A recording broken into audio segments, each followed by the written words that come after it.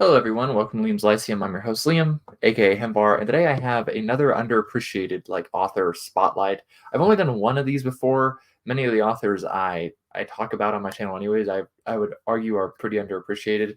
Um, but I generally like to get a good feel for the author before I make one of these because I've done only one on DJ Butler. That was like a year and a half ago. So there's lots of authors. I could do lots of contemporary authors for sure. But I wanted to highlight an author I've been reading a little bit more of lately. He's an author I started reading a couple of years ago. And if I'm remembering correctly, this is actually an author that was recommended to me by Scott Oden, who is another underappreciated author. But I don't really like sensationalism. When people make sensational titles or when they act a certain way in a video, I feel like they're trying to sell me something, so I automatically don't care. Right? Whether it's obviously a clickbait title or a clickbait thumbnail or whatever. This even happens in the booktube community, which doesn't happen too often, but you know who you are. And I automatically just don't care. But anyways, this is someone I feel like deserves some attention, and I've never heard anyone on booktube mention.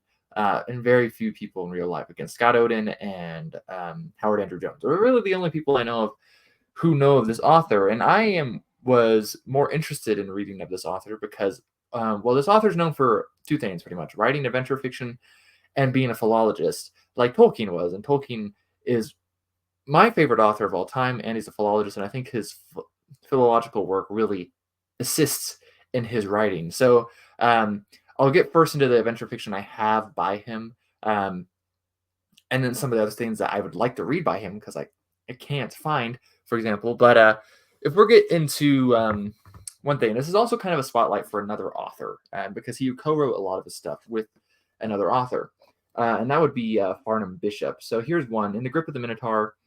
Very, very exciting novel. I read this one last year, and it's pretty much how did the Minoan civilization fall? Well, Vikings. And it actually has this little note on the Nordic Bronze Age at the end. They wouldn't have been Vikings, but the Nordic Bronze Age would have been one of the predecessor cultures for, well, Vikings, I guess. And so very short, pulp fun. It starts off in Troy, for example, like a Viking longboat rolling up into Troy. I think it's super awesome. Very exciting novel. There's actually one moment in here with a bowl that you can actually read in my novella. If you read my novella, there's a certain moment near in the last chapter, and I'm sure no one would ever get this reference, but I took this little shorts events in my book, and I took it from In the Grip of the Minotaur, actually. But we also have something like He Rules Who Can, which is also just by Arthur Gilchrist Brodeur without Farnham Bishop. But this is about Harold Hardrada, Harold Sigurd's son, right before he goes and dies in Stamford Bridge. His time spent in Constantinople in this book is the beginning of that story as he comes into Constantinople, Miklagard, to become a Varangian. Right, very cool. Right around 1000 AD stuff. We're talking. It's not. It's like 1038 or so, but shortly after that millennium. It's very fun. I actually haven't quite finished that one yet. Another one I haven't quite finished because this one is thick, taking me forever to get through. This is another one he wrote by himself. That is his Fedit and Sercomon, which are actually Occitan words. A Fedit's like a lord who has lost his land, pretty much. And then Sercomon means far traveler, but it's actually the name of a troubadour, and that is in this case too. Fedit's a soldier, and Sercomon is a troubadour, and they're kind of buddies. I mostly wanted to read this one because I thought it'd be like kind of Fafnir and Grey Mouser-ish, but they're actually not together all that often. So it's often focus on one or the other. Faded more than Sercomon too. The one I'm reading right now actually is in like a bid kind of to get Eleanor of Aquitaine married to, well, the King of France, as we know historically happened. And it's pretty interesting. It actually starts with Sercomon rather than Faded, but very fun stories. They're feel very classic, very straightforward, almost medieval, like chivalric in a sense. Just these stories from, well, around that time period where Eleanor of Aquitaine exists, that Angevin period. And so very fun. And I really like it. They're awesome adventures.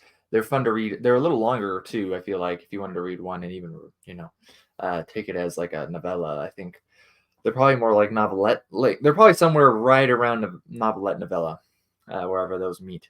So that's like fiction I have by him. I would like to read one of his other pieces of fiction, and it was Lady Fulvia of Rocaforte, which I think I'm just going off memory there. I think The Golden Snare is the first story that came out for those. That came out in 1918. Most of the stuff came out in the 1920s, I already shared. And that was another thing he co-wrote with Farnham Bishop. I have not been able to find it at all. I know some publisher, I'm forgetting which publisher, several years ago mentioned they were going to collate all the Lady Fulvia stories and put them in a bind-up like this Faded and Sericamon one, right? That has not happened. I would love for that to happen. I would love to read a story where the main character is a woman, from a 1918 historical adventure series of stories. Besides that, though, he's actually maybe more famous, not for his fiction, but for his translation of the prose Edda, which I do not have a copy of. It's actually available in the public domain. It's that old. You can find even, I think, LibriVox has an audio recording of it. But one thing I do have of his that is more academic focus is this, which you can't tell what it is based off the cover. But if you look on the side here, it's called The Art of Beowulf, Brodeur over here. And this is actually one of the big responses to Tolkien's The Monsters and the Critics, right? Which Tolkien's The Monsters and the Critics criticizes the historical lens, pretty much looking at, in some way, the historical lens. It stays philological, but criticizes historical lens rather and prefers the formalism lens, I feel like, in Beowulf. I think Tolkien would actually argue that both are worthwhile, but that people would get too much into one, right? And so the art of Beowulf had kind of been having a backseat to these philologists back in the day. So it actually opens with this preface. It says, during the 20 years that have passed since the publication of J.R.R. Tolkien's famous lecture Beowulf, The Monster and the Critics, interest in Beowulf as a work of art has increased gratifyingly, and many fine papers have made distinguished contributions to our understanding of the poem as poetry and as heroic narrative. That's the opening sentence. Which is exciting. I haven't read this whole thing either, actually. I generally don't read just beginning to end scholarly works. Sometimes I do. Sometimes it depends. Something like this is pretty thick, though. So, anyways, that's something I think Brodeur is interesting in that he uses this academic, also writing this historical fiction. That you can be pretty confident that it'll be pretty historically accurate. It was nice in some of these Faded and Sericamon stories. Some of these names are in Occitan rather than in French, though the main character has a French name besides the name Faded itself, which is Occitan. Which that's okay. I can get over that. People recognize Pierre; they don't recognize the Occitan version of Pierre. But anyways, that's another author I just wanted to mention real quick, Arthur Gilchrist Brodeur, and his gripping historical yarns, but as well as his academic work. So, anyways, Liam from Liam's Lyceum. Let me know if you've read this guy before, or if you want to read some of his stuff. And if you know where I could read something like Lady Fulvia, then please let me know. As besides getting those original adventure magazines, which I'd be hard pressed to do, I think, especially right now with my budget. But I would like to read them. So, anyways, I'll catch you next time.